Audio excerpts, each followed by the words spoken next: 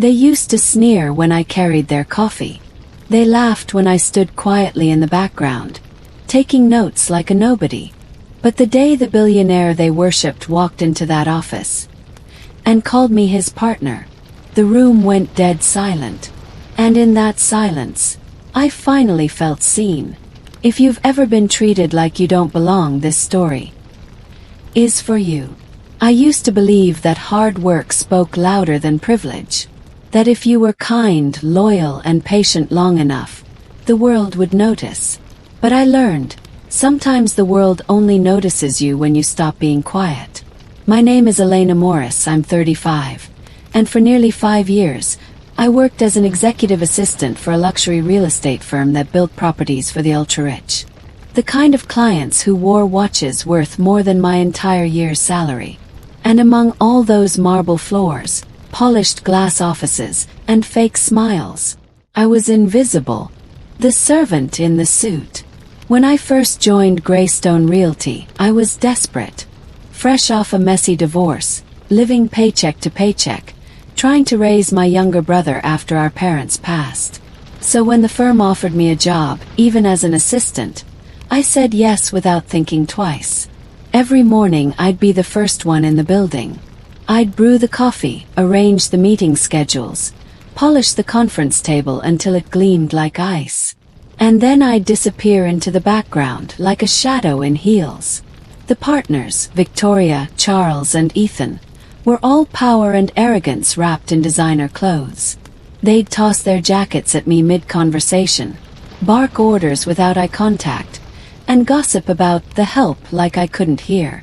I remember one morning, Victoria's voice slicing through the glass walls like a blade. "Elena, you forgot almond milk again. You know I can't think without it." I apologized softly, even though I had triple-checked the order. Ethan, the youngest partner, smirked from behind his laptop. "Maybe next time check 4 times. We can't afford another mental breakdown from the Queen." They laughed. I smiled politely. Inside I burned. But I needed the job.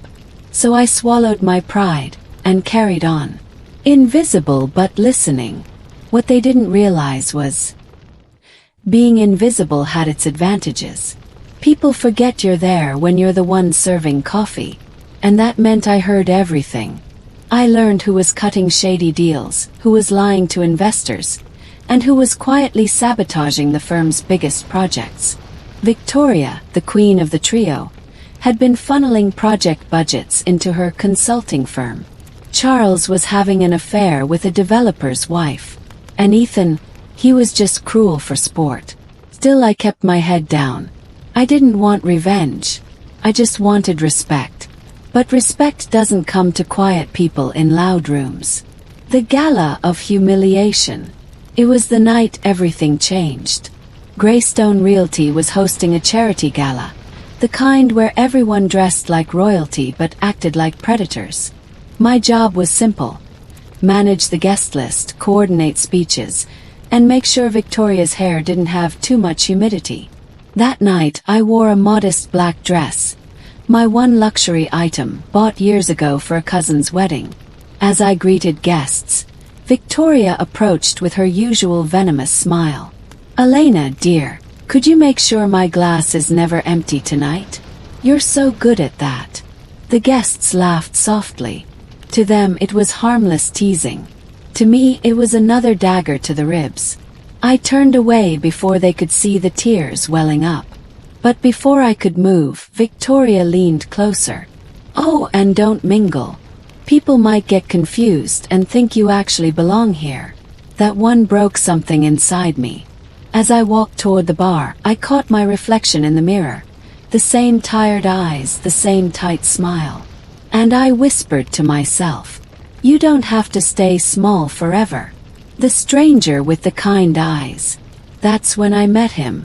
A man in a charcoal suit stood near the window, away from the crowd. He wasn't showing off or bragging like the others, just watching quietly.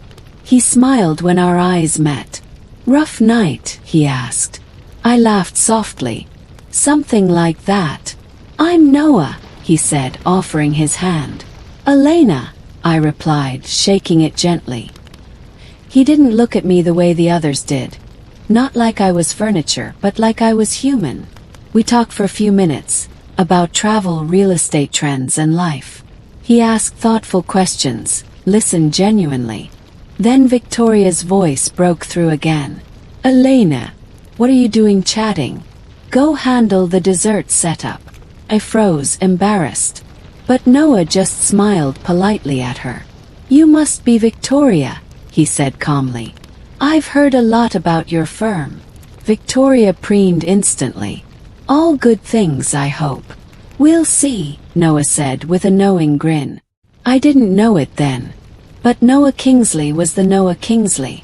The billionaire investor Greystone had been trying to impress for months. And that night, he noticed everything. The office storm. The next week, the tension was electric. Word had spread. Noah Kingsley might invest in Greystone Realty. Victoria was ecstatic, until she realized Noah had specifically requested me to join every meeting.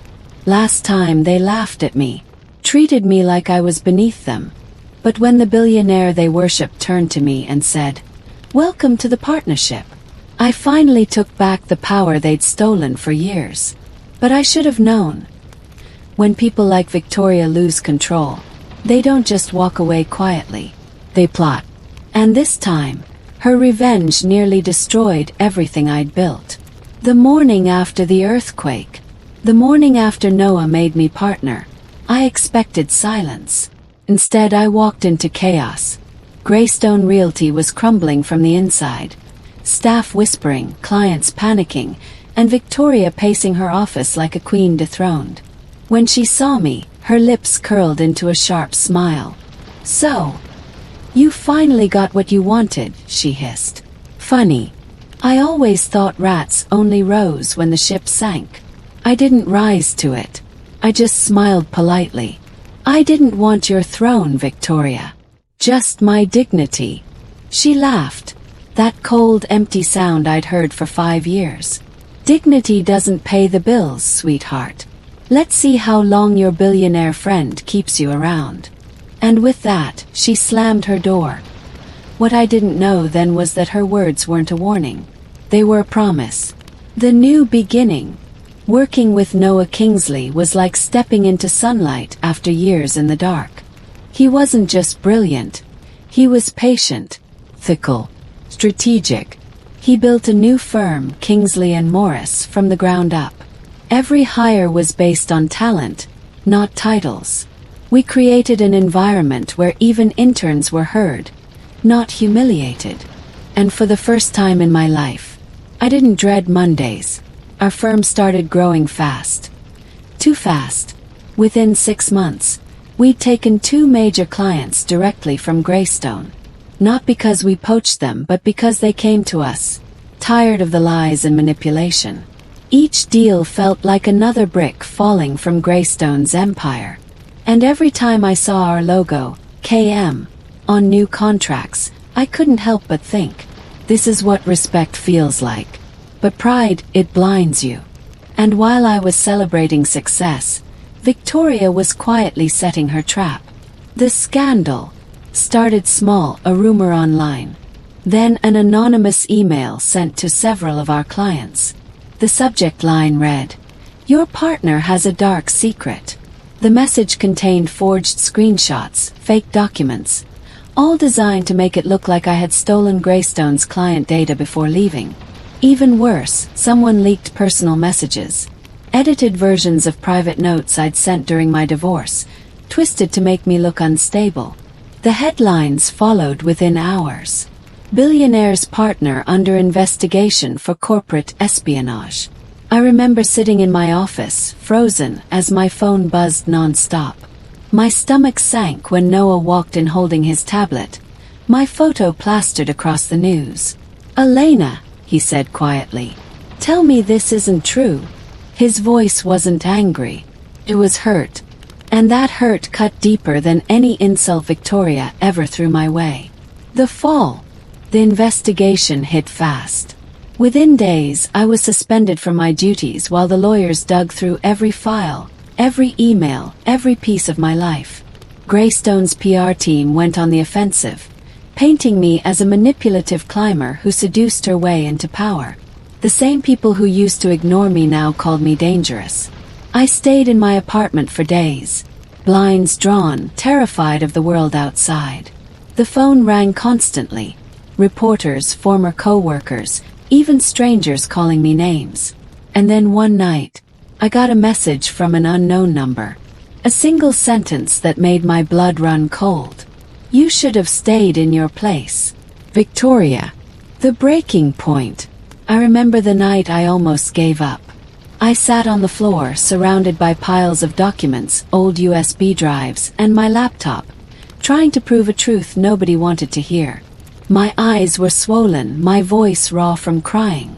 Noah hadn't called in days. The silence between us felt like the loudest noise in the world.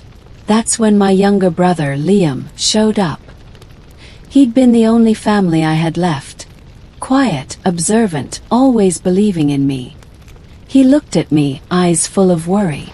"You can't let them win, Lena. You didn't crawl through fire just to stop here." I shook my head weakly. "They've taken everything, Liam." He knelt beside me and pointed at my computer.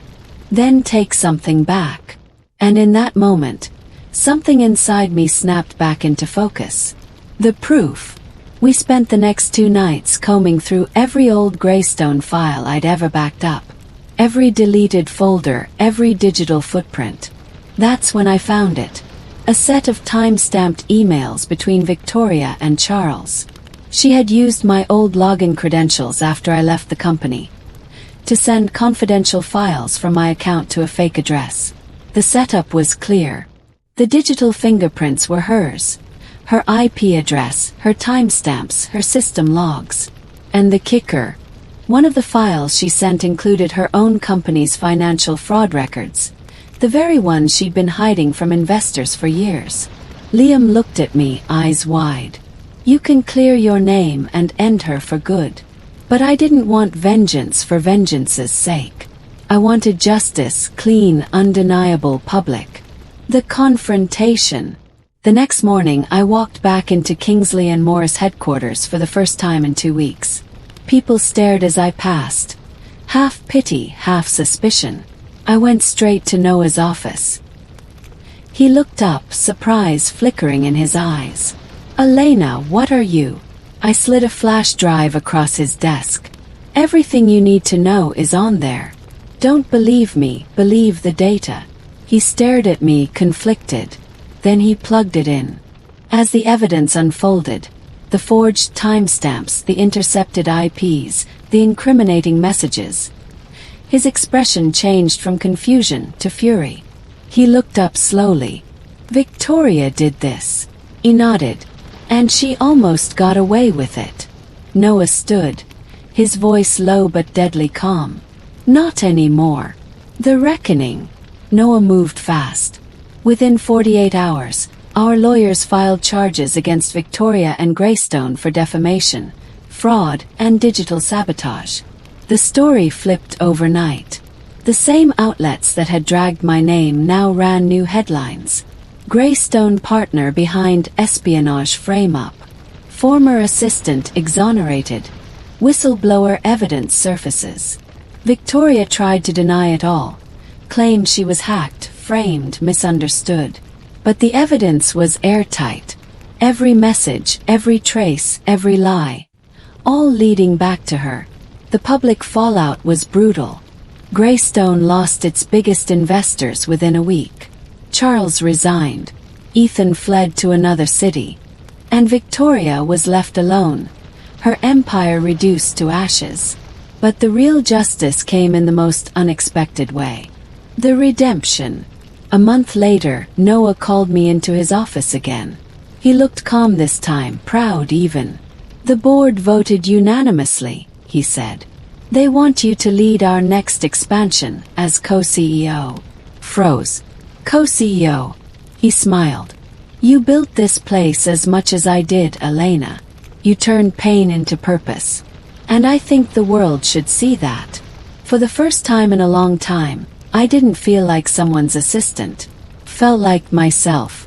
The final encounter. 2 months later, I attended a charity event. The same kind of glamorous gala where my humiliation once began. Only this time I wasn't serving drinks. I was the keynote speaker. Halfway through the night I spotted her. Victoria. Lone. Older somehow. She avoided my eyes, but I walked over anyway. "Victoria," I said softly. "I heard about Greystone. I'm sorry it ended that way." She sneered weakly. "Don't pretend you care." I smiled gently. "You're right. You don't. But I forgive you." Her eyes widened. Not in remorse but disbelief. Because nothing terrifies cruel people more than kindness they can't weaponize. I turned and walked away, the crowd parting around me. The lesson. Later that night, as I stood on the balcony overlooking the city, Noah joined me. "You handled that with more grace than I ever could," he said. Smiled. "It wasn't grace. It was peace." He nodded slowly. "You know, when I first met you at that gala, I thought you were the most underestimated person in that room." I laughed softly.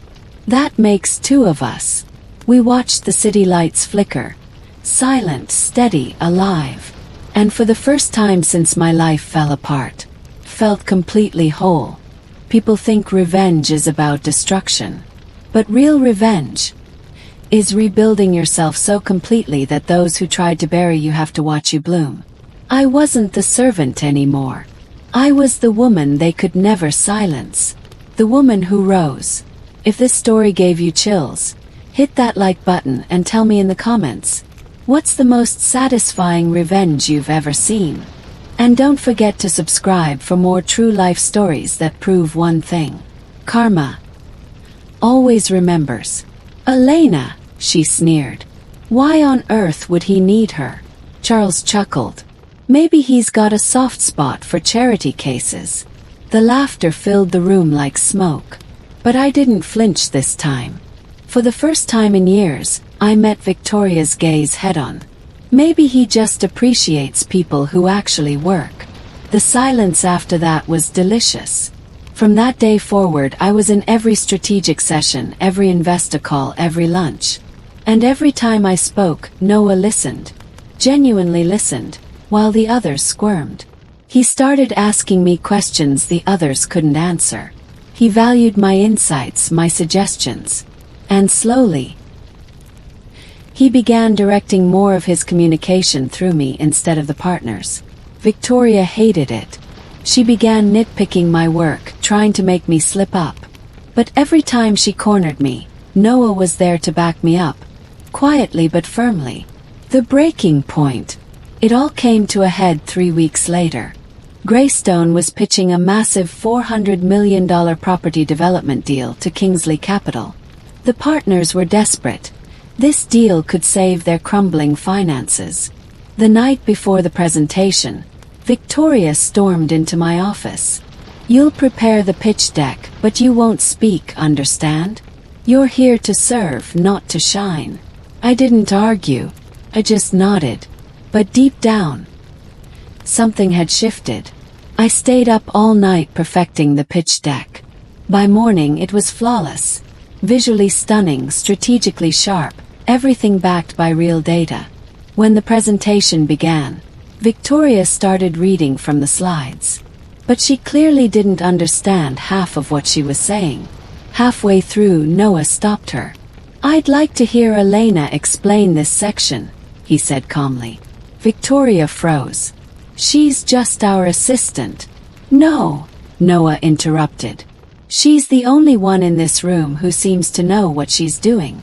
And that was the moment everything changed. The reveal.